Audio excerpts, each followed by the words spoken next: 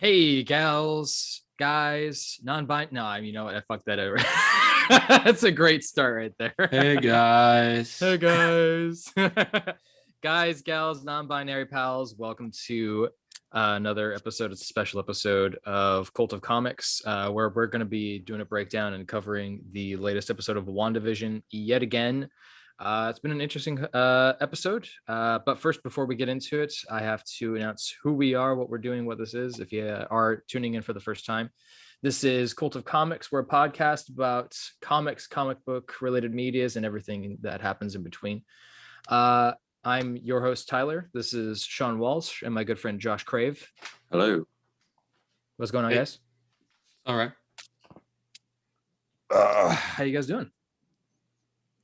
It's Wednesday. Okay. Yep. Got new comics. It's Wednesday, my dude.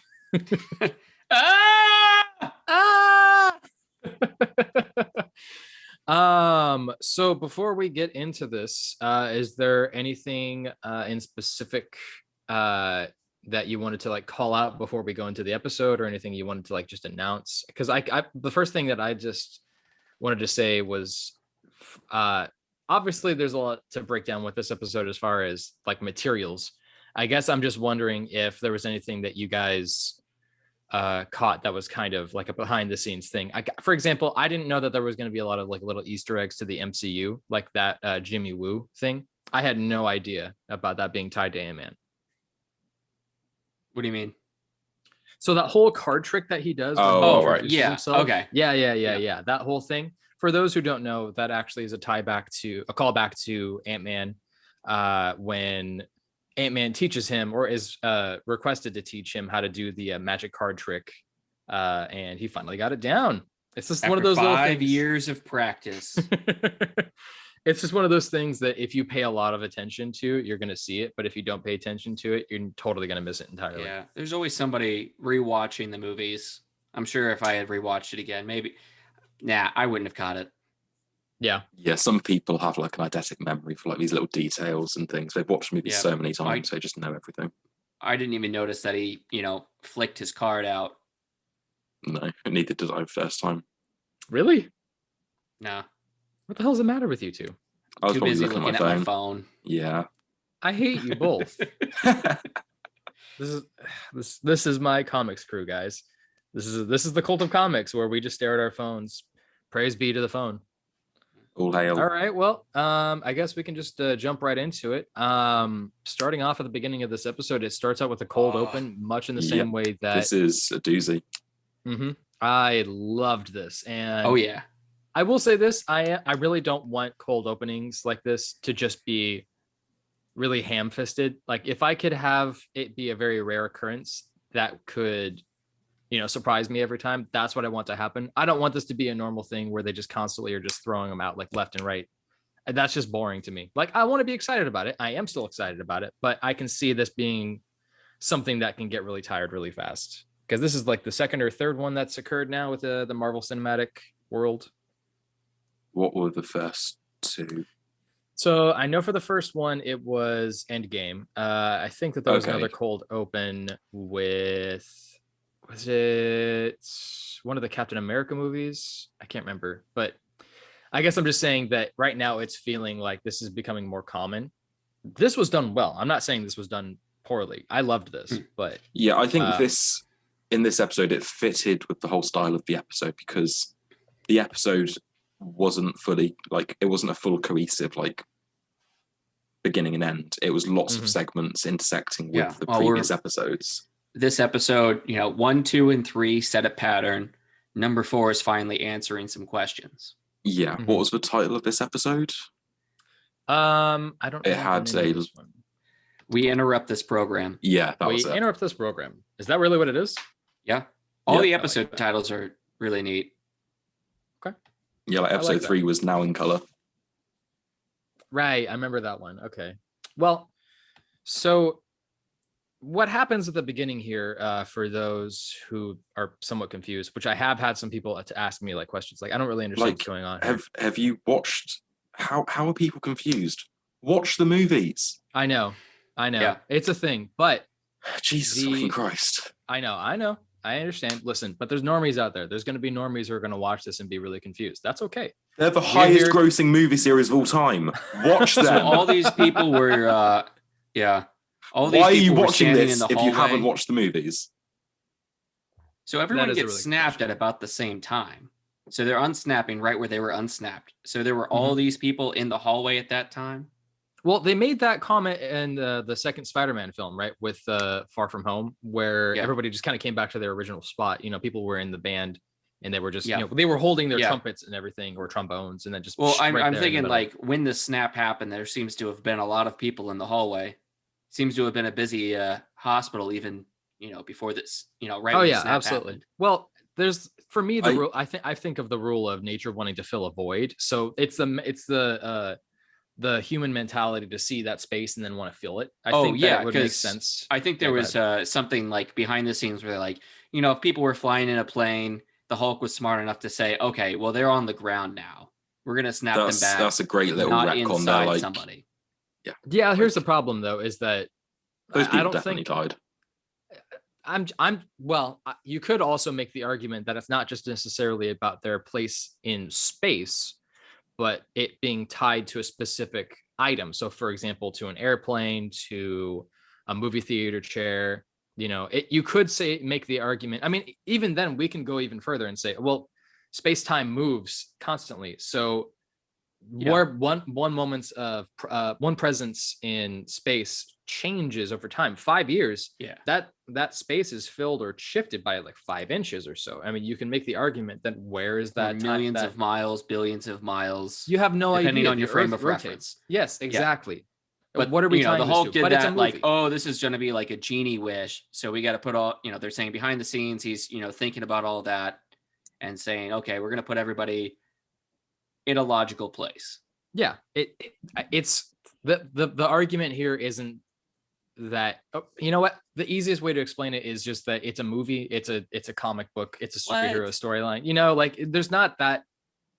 I understand the desire to want to fulfill some of these things and make them make sense, but we also have to realize that they used fucking magical stones to bring a bunch of dead people back from from reality.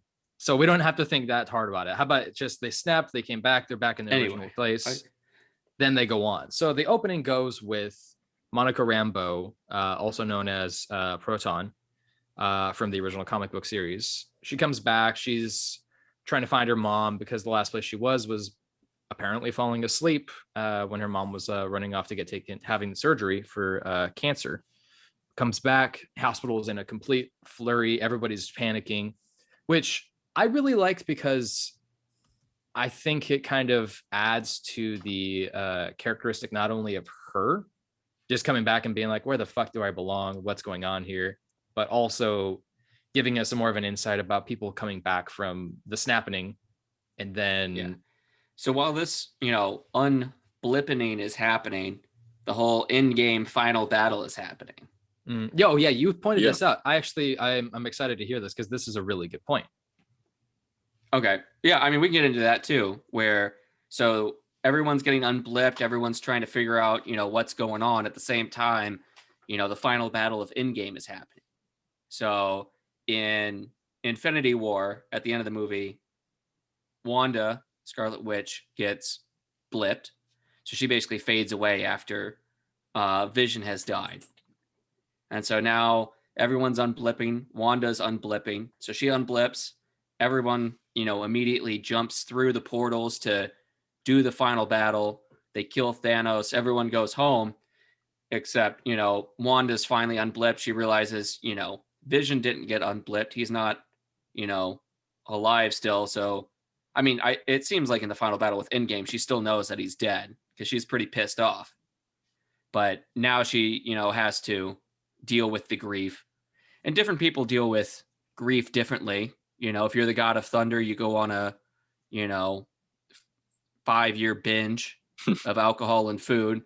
Or if you're Wanda, you try and, unmake reality, make it what you want. Mm-hmm. I think that kind of layers out the I guess the setup for like where Wanda is in this, and kind of gives us a better idea of where we are, not only in the sense of like time, obviously, but also where she is mentally. So I just wanted to, I guess I was excited when you pointed that out, when you said that you went back and watched Endgame specifically with that sequence. It was completely outside of my mind. So this is why people like you, we need people like you to exist, to give us those little moments. So they defeat Thanos, and somewhere in that, what they say it took Rambo 2-3 weeks to get back to work. So in that 2 to 3 weeks, they've realized that, Wanda has caused this anomaly. Yes. I think that my criticism of this episode so far has been, I really, really liked this episode. I think that I would have just enjoyed this more if maybe it was episode 5 instead of 4. Because I like the slow burn. Go ahead. This happens just slightly before the halfway point, which I think maybe one episode later would have worked well. But I guess with having Monica thrown out of this fictional world, in episode 3, we did kind of need this. Well, you could have thrown her out in episode 4, but you need 3 data points to create a pattern. So they created that, they've created their pattern of we're progressing in this specific manner, this is how things are going down, and now we can kind of deviate from that. I think I'm just going to say slight spoilers for upcoming episodes. Not all of them are sitcom episodes. Oh, okay. Well, wait a minute. By that, do you mean that it's going to be like this last episode, where most of them are going to be sitcom episodes? But what do you mean you don't know? You just make that announcement, and then you're just like, oh, I don't know any other specifics. Well, I'm basing this off of the images that are on IMDb, because we've got a 90s episode, we've got a 2000s episode, and then after that, there's some pictures of the real world stuff. Well, I mean, I kind of expect this to be a mix of both. I didn't go into this thinking that this was going to be mostly sitcom, but I was really surprised and very happy by episodes 1 and 2. I chuckled a lot. But in specific, what I liked about this is that it's continuing that setup. And I don't really like it when this is the benefit of having a show that comes out weekly, is that it allows conversation like this to happen. You binge a show. I'm really enjoying Marvel's whole distribution method with their Disney Plus shows, because especially with this and Mandalorian, like me and my friends watched an episode and we're like, holy shit, like this reveal at the end of this episode, like what the fuck's going on? Whereas when this is the way it used to be. Yeah, but when you got a show on Netflix, for example, where all the episodes come out at once, the hype of the show is gone in 4 days. Yep. Like the new season of Stranger Things comes out, and it's the biggest thing Netflix ever released. Like, holy shit, people are talking about it all over online. And then 4 days later, no one gives a shit. Yeah, they're and on, that's they're the on unfortunate next part season about of that. Sex Education. And I've heard that they are going to start switching some of those shows on Netflix to weekly releases as well, just because there's been evidence that some shows are benefiting from this. One of the examples is Great British Bake Off, which I absolutely adore with all of my heart, because I don't even watch that many like cooking shows or baking shows, but there's just something wonderful about that, especially Noel Fielding. Oh my God. But the weekly release schedule kind of gets you more engaged, and it also gets you, like, oh, well, I wonder if this is going to happen. And people have that conversation. Obviously, Marvel and especially Disney want to have that continuing. This is the thing that I think that they have above most other companies, is that they not only are putting out great product, but they're aware of how to put out that great product. And I mean, aside from Thor 2, I would say that they've been a massive success. No disrespect to the actor. I will say this about Thor 2. It's better than most of the DC movies at this point. Agreed. I completely 100% agree. I also want to give a shout out to the actor who played the Elf Lord. What's his name? Help me out here. Christopher Eccleston. Yes, thank you.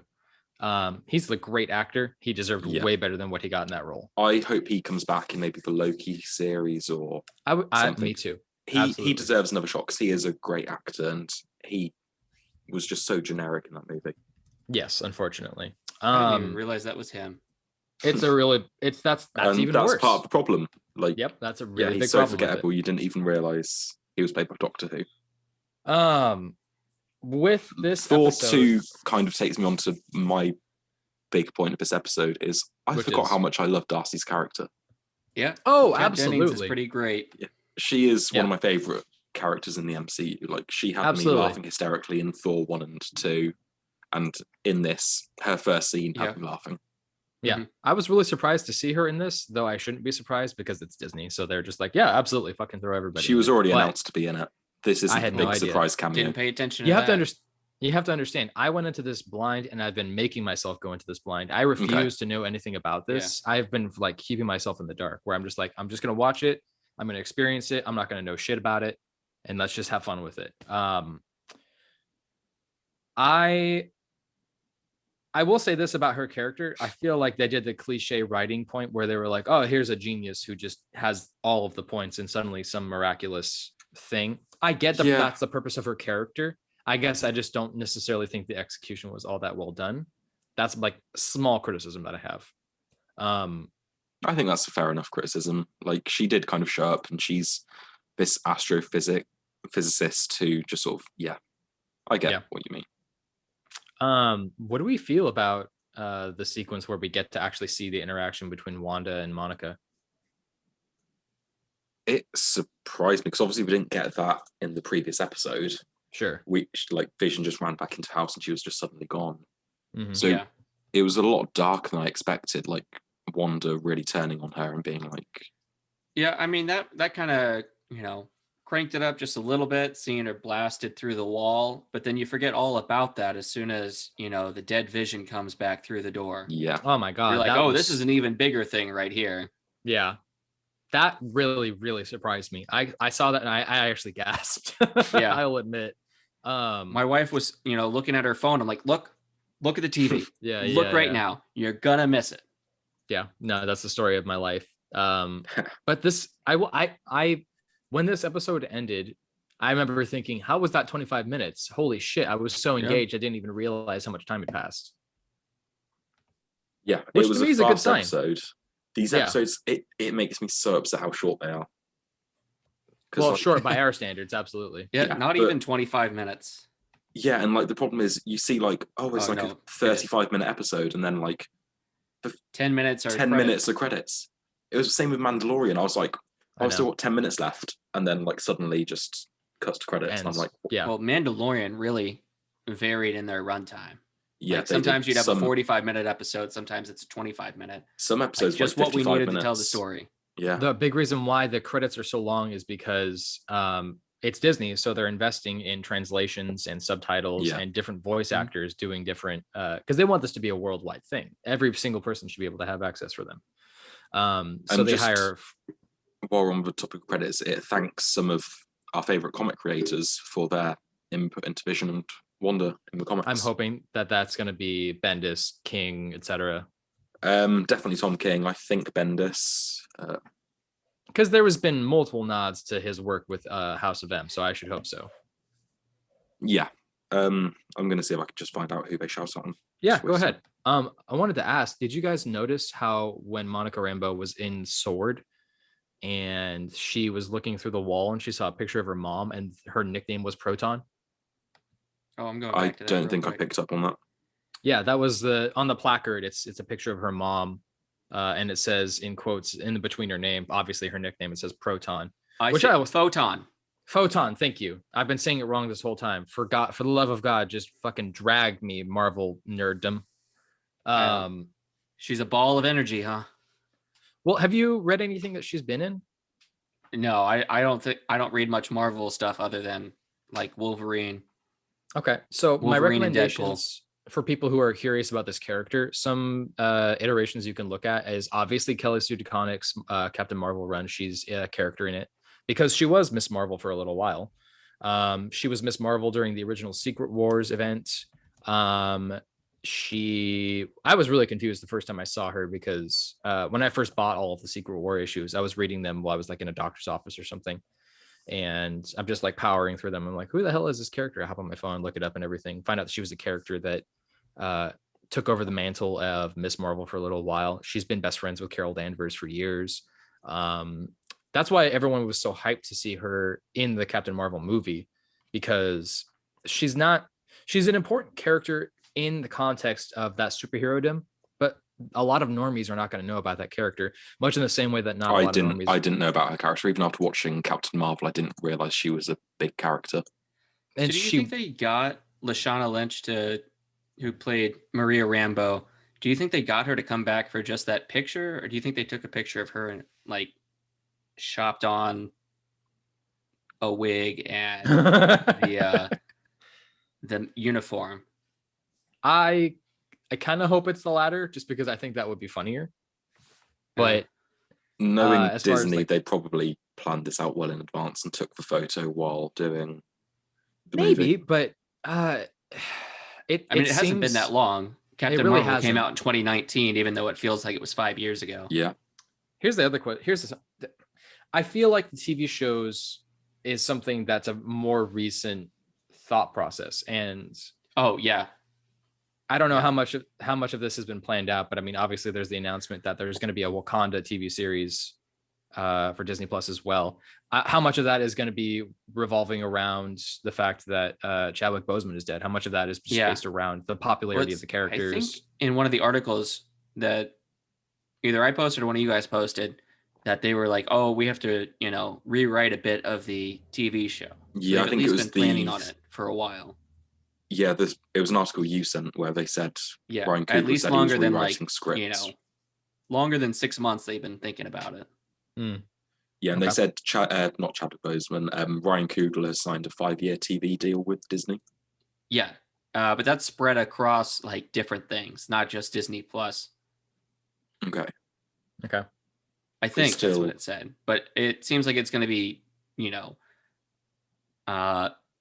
more than just a Black Panther TV series. Like, you guys, if you do the Black Panther TV series for us, we'll let you do, other projects you've wanted to do. Yeah. Mm-hmm. Okay. Just as a quick shout out, by the way, for people who are looking to collect Monica Rambeau because of the hype around the show, you can get her first appearance, which is the Amazing Spider-Man Annual number 16 from August in 1982 as Captain Marvel. As Photon, she was in Avengers Unplugged number 5 in 1996. Her newest identity right now is Spectrum. It looks like that was in Mighty Avengers Volume 2 number 1 from 2013.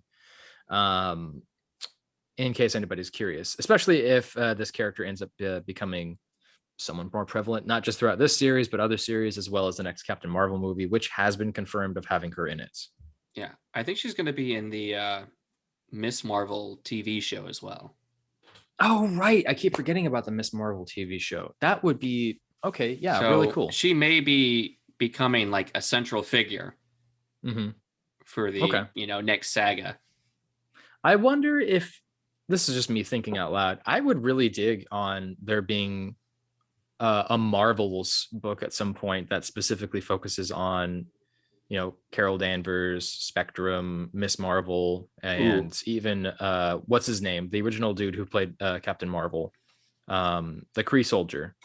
Yeah, well, that would make for a pretty good anthology series, or just I agree. Like they do with the giant Batman book that they release every now and again with a bunch of different stories of the Bat family. I agree with that. Yeah. I might buy that, if they did like a one shot like that, I might buy that. That's a pretty good, good for you guys, maybe good for me as like a primer for all the different Marvel characters.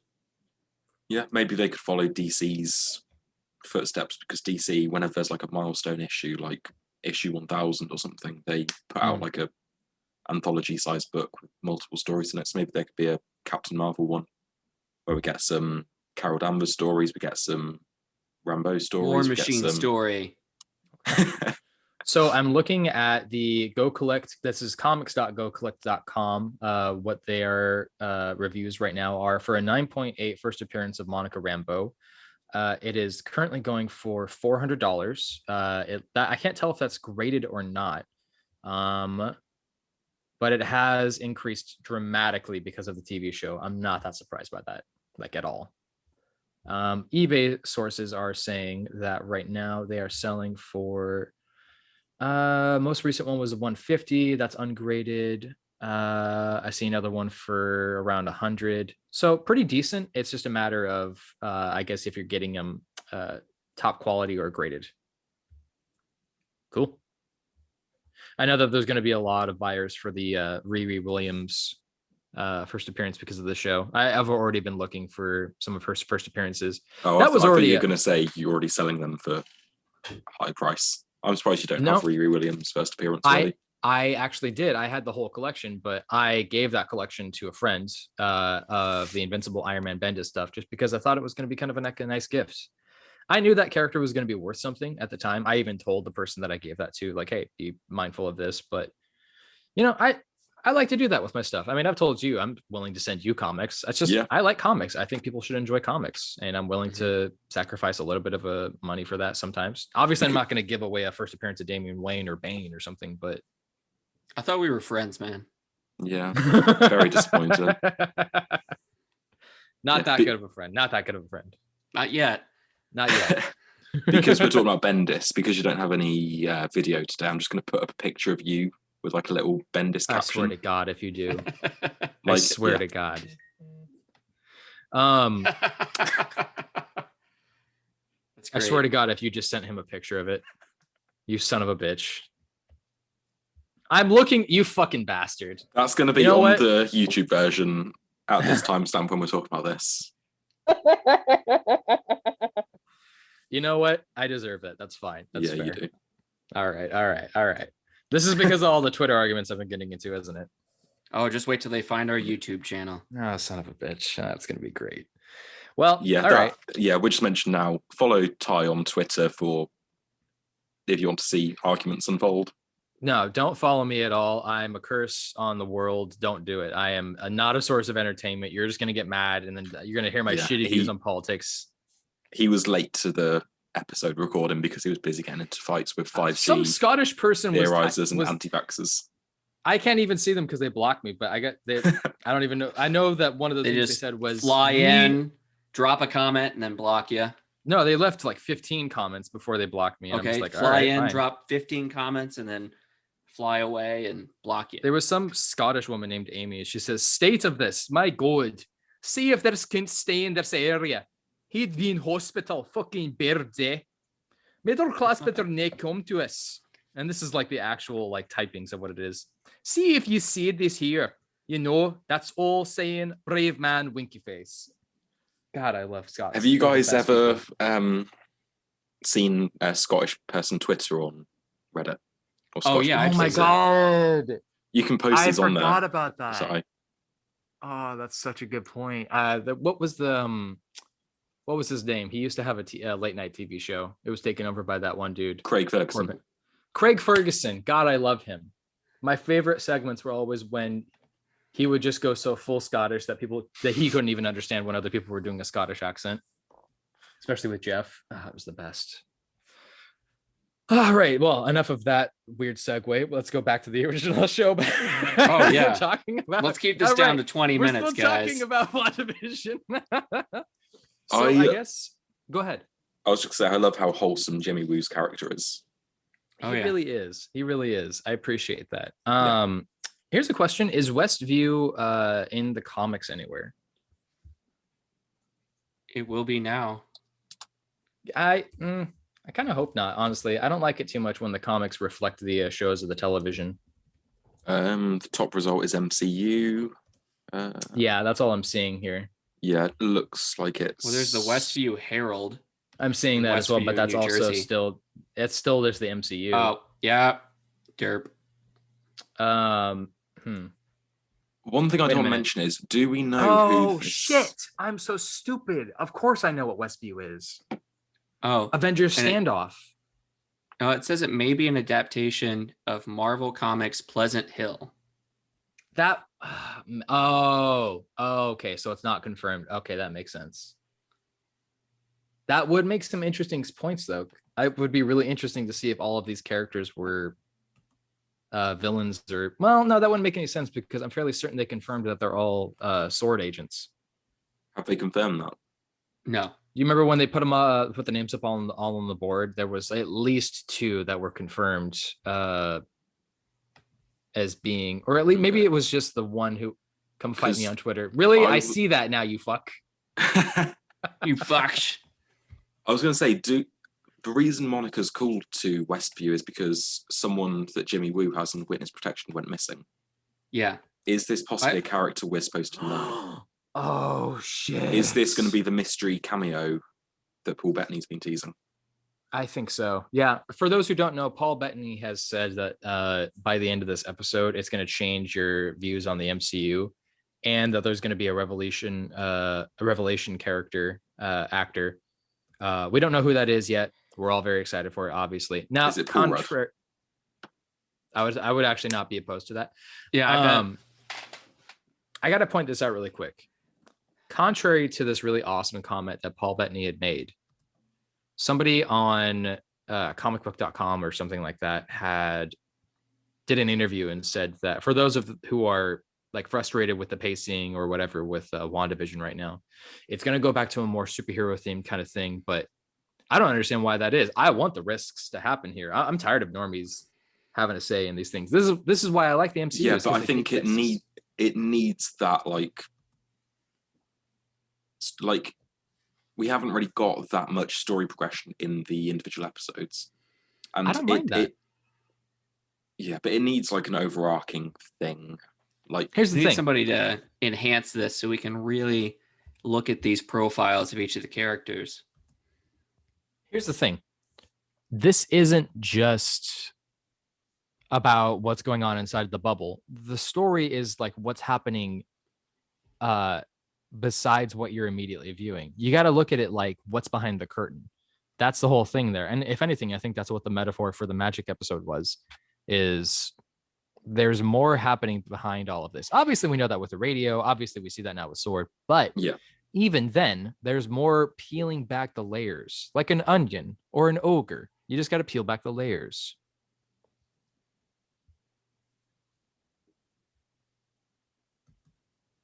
Yeah. Yeah. No one like Shrek. Okay, well, I'm sorry. Yeah, no, I knew what you were doing. Okay, as long as you know what Shrek is, that's the important thing. If you didn't know what Shrek was, I don't know if we could be friends. Yeah, speaking of Scottish people, Shrek. Is he Scottish? I thought that was just a really weird British accent. He's Scottish. Listen, Scots, British. What's the difference? Well, Scotland is British, but I think you're using British instead of English. Well, that's a... Huh. What does that What's mean? going on? Sorry, what are you doing in my swamp? I don't know. I'm watching the scenes where they're identifying everybody, and they go past Norm, and it says his alias is Sit Ahmet, but that's part of the Lorem Ipsum text. The what? When you don't have text yet, but you need a body of text, there's this Latin phrase. Yes, Lorem as I've been. Ipsum. Yeah, Lorem. I've got like the whole thing on Photoshop now. Lorem Ipsum. Dolor Sit Ahmet. There is no one who loves pain itself, who seeks after it and wants to have it simply because it is pain. It's a placeholder. Yeah. What? Well, they clearly spent a lot of time coming up with that name then. It's a corrupted version of some text from Cicero. Okay, this is all going over my head. Explain. When you're designing like a website and you say text is going to go here, but you don't have the text yet, you put a placeholder in its place. And like kind of an in joke or just norm, I guess, is this giant thing of text called Lorem Ipsum. If you Google here, I'll just put the Wikipedia link. No. I want you to explain it. We're on a podcast here. Just explain it. Yeah, I know, but you can read this as well. And it's just a bunch of Latin. Well, I mean, I'm familiar with the philosopher Cicero. I guess I just didn't understand what the context of this was. So you're saying that it's like a coding reference? Yeah, kind of. It's just if you don't have the text available, paste this in.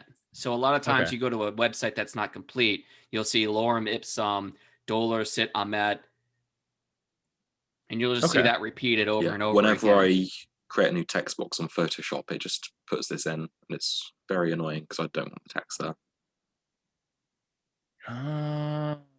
Okay. Okay. I think I see what you're saying here. Does this have Okay. deeper meaning? Is Norm a placeholder? Is he a simulation? Does he have Yeah, some bigger well, I role mean, going if his forward? alias was lorem ipsum, but it just takes those two words, sit amet. Wait a minute. This is giving me thought bubbles.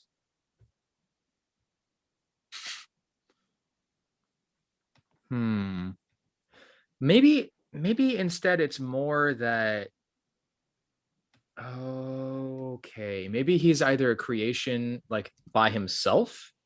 Maybe it's that he is the character that's Yeah, there's nothing like uh in the Marvel universe for that. It just, I mean, sit amet just translates to a lot. But I'm wondering if we pulled this up. Maybe it was just lazy placeholders from the folks that were making this. They I don't seem mean to make that kind of that's what I was mistake. gonna say. That's what I was gonna say. I feel like this is not one of those things where they would just do something accidentally. It feels very Yeah. intentional with this. Well, in the the profiles that they put up, they put their. I'm maybe leaning towards that being a mistake because it shows the alias on all the other people, like Herb, Beverly is Beverly. It should say Norm in that place. Mm-hmm. Interesting. Okay, I see what you're saying. Okay. No, he's not Norm. He's Ted or something. Norm is a different guy. Okay. All right. So yeah, going back to the episode, I think what do we think of Jimmy Woo's little notes on the whiteboard? One of them is Y hexagons, which makes me think of AIM. Yes, I saw the hexagons. Wait. And Why hexagons? That makes you think of what? AIM. I mean, I would really be surprised at this point if AIM isn't somehow involved in this. I guess just because of We the had the little Easter egg beekeeper. about Hydra. The beekeeper. Well, I mean, we now The know that beekeeper was just a sword. a member Yeah. of Sword. I get that, but I think the visual cue of having a Beekeeper was because she's being controlled by AIM and AIM's hiding somewhere else. Is this just the Mhm. Hydra plot all over again, but with the sword and AIM?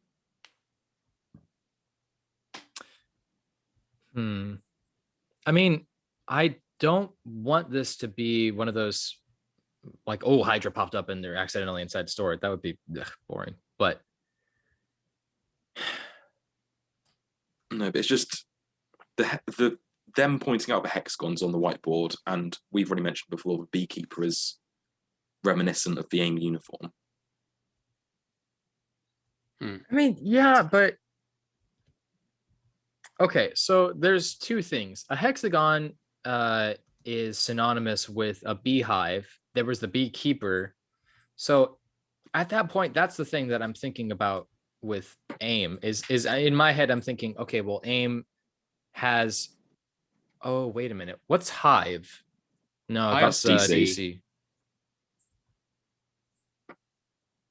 I'm thinking of something here, but I can't think of what it is. There is something connected with the hexagonal shape when it comes to bees and beekeepers, etc. in Marvel, but I can't think of what it is. Apparently, there's some people suggesting that it's a Mephisto tie, and I just don't really see it. I think that's a bit far-fetched. Yeah, that seems like a reach. I don't think that makes any sense. We've got a character called Swarm, who is composed of bees. He's a Spider-Man villain. I remember that one, but I don't think that's not what I'm thinking of. I really do think it's AIM. It would make sense. Yeah. Like this is clearly Wanda in charge of this, but I have seen a theory online that the credits are reminiscent of Age of Ultron, where we see the inside of like Vision and the inside of Ultron, like their from synapses, Age of their operating Ultron, where system. they're Yeah. explaining what a program looks like. They have that visual Exactly. of going through the code. So someone said, what if this is Ultron taking over Vision's dead body and manipulating Wanda? Yeah.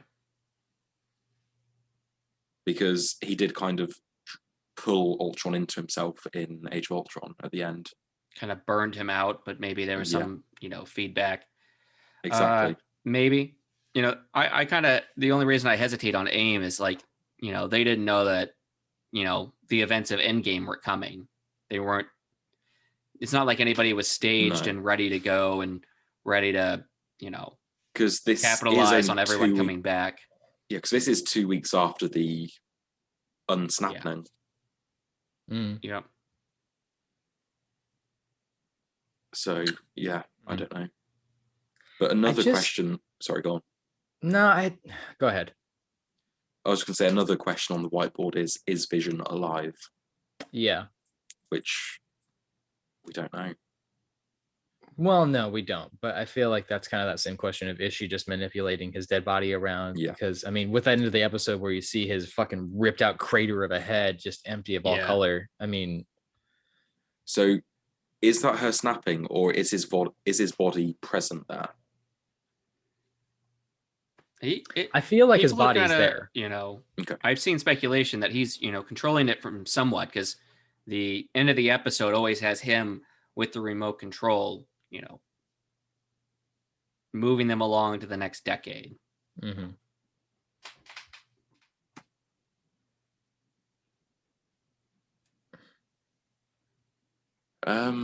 What else was there? Yeah, throughout the episode we do get sort of the real world interruptions in the world, like the radio, like the little helicopter drone. We have the beekeeper going in.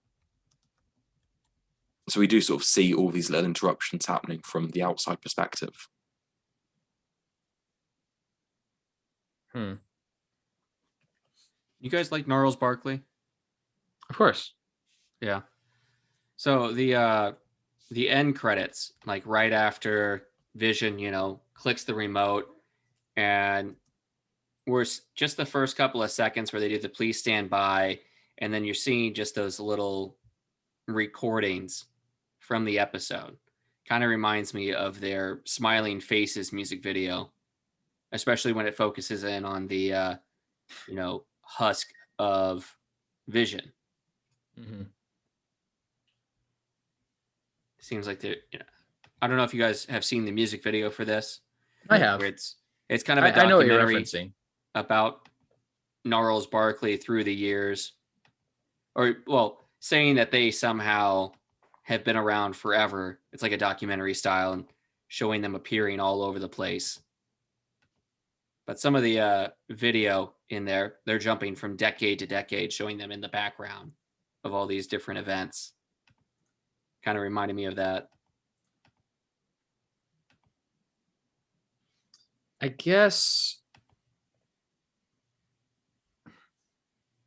the thing I'm trying to get at is this going to be the setup where Wanda is completely the one in charge and she's just snapped and she accidentally reveals the villain, or is it that a villain is manipulating her? Because right now it seems like she's in control. It feels like I would rather it just be her and maybe Vision, like having some sort of feedback from Vision.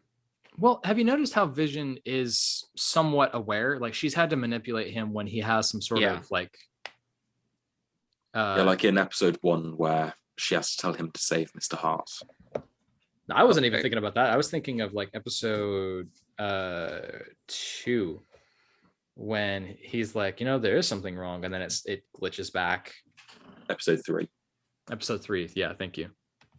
That there was a moment of clarity for him, and she couldn't handle it, so she just like put it right back.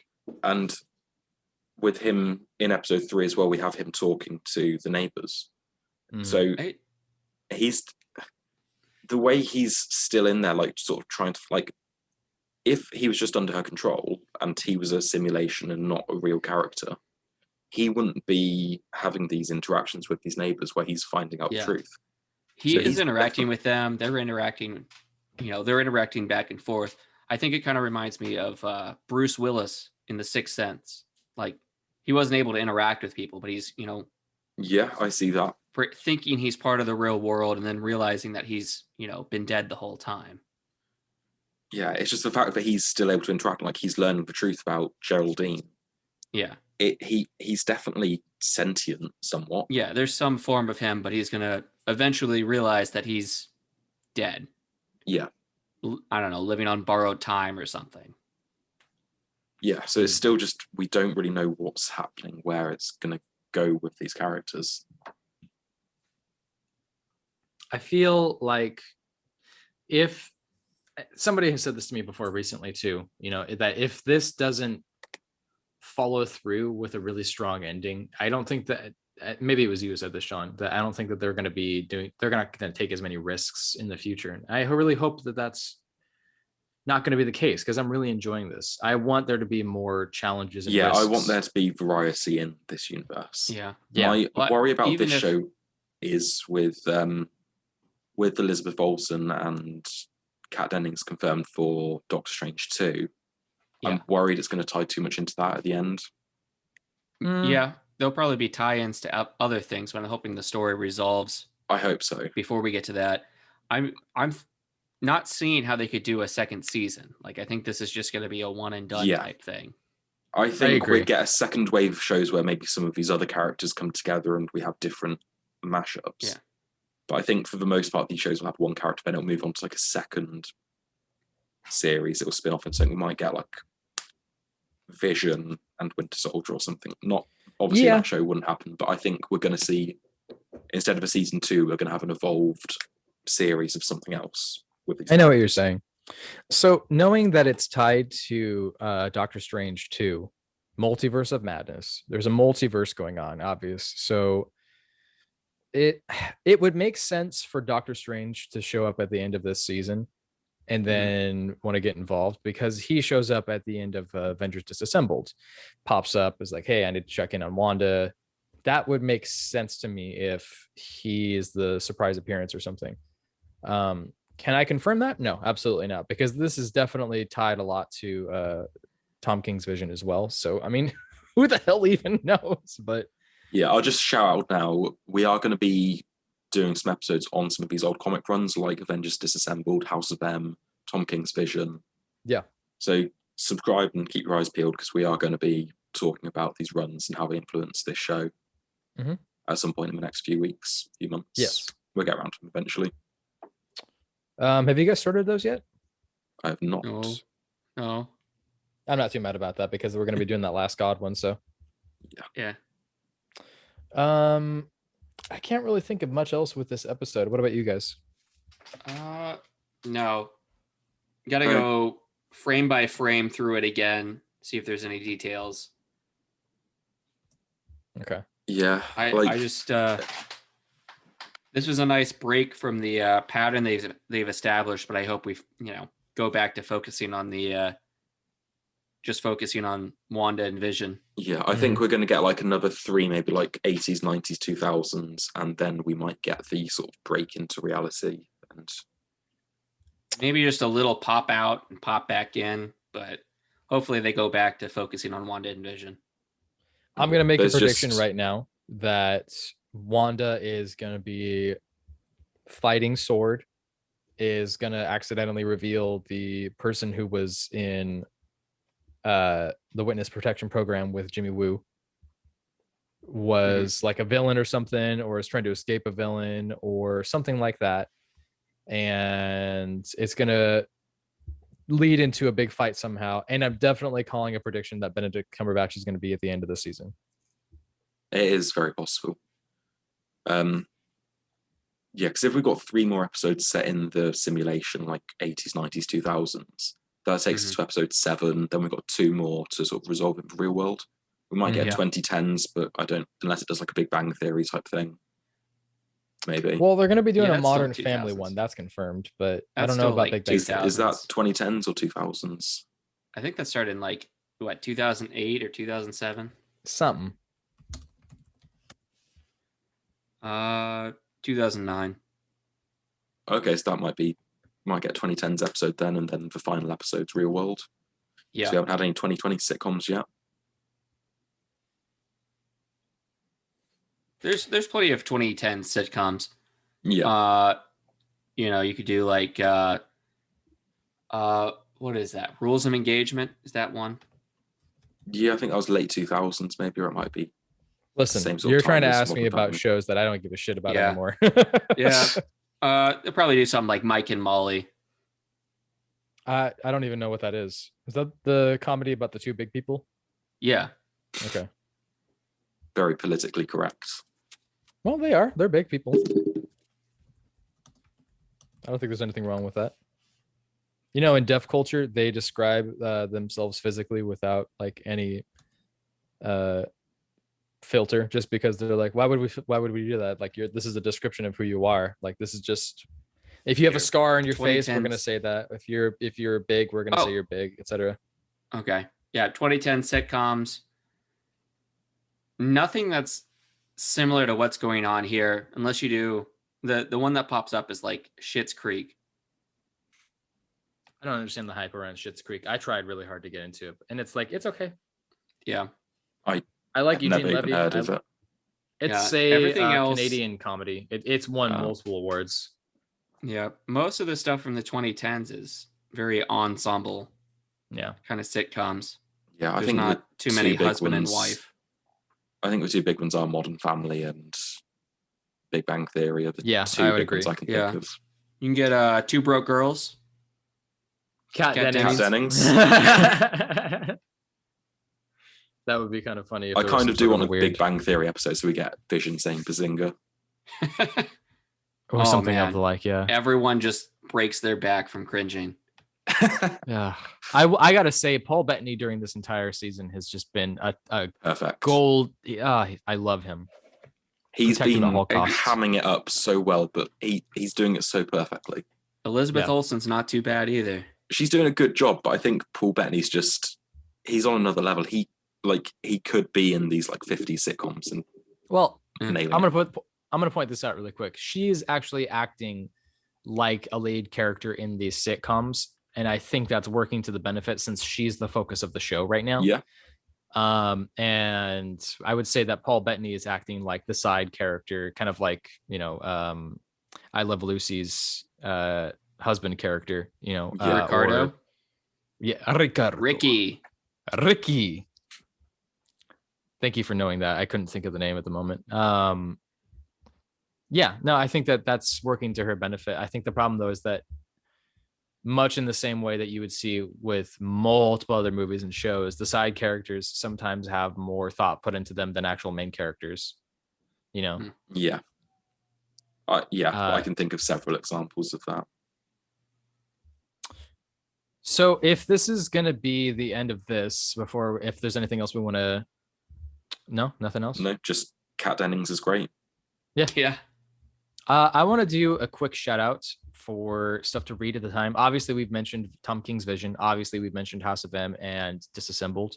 I also want to give a shout out to Kurt Busiek's run on Avengers, because the connection between Wanda and Vision is really prominent there.